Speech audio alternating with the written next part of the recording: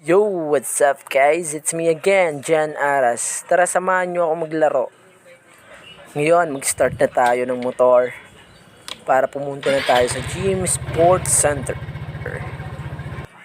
Yun, flex lang tayo ng mukha guys kasi sobrang init dito sa Gensorongan. Buti na lang, sobrang cute ko. Uy, charot! Fast forward guys, nandito tayo agad sa Ubanon. Pasensya na, hindi ko na videohan kasi baka ako madesgrasya. Tara't samahan nyo ako guys pumasok para makita natin yung mga legend natin na naglalaro kasi sabi nila nandito daw sila. Yun guys, fast forward, andito na sila naglalaro. Tingnan natin guys, napakasayang mga moment na makikita natin.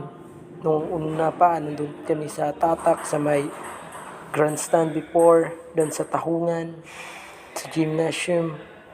Masayang panoorin yung mga ganitong moment.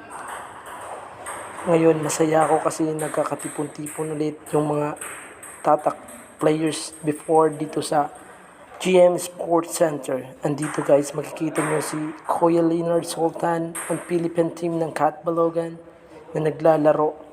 At makikita nyo dito si Tagoro, kalaro niya si Giboski.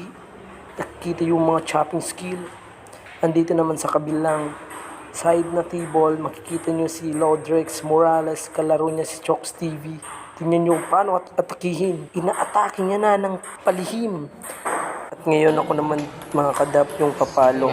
Subukan ko yung Robopong kung gaano kaganda. Grabe.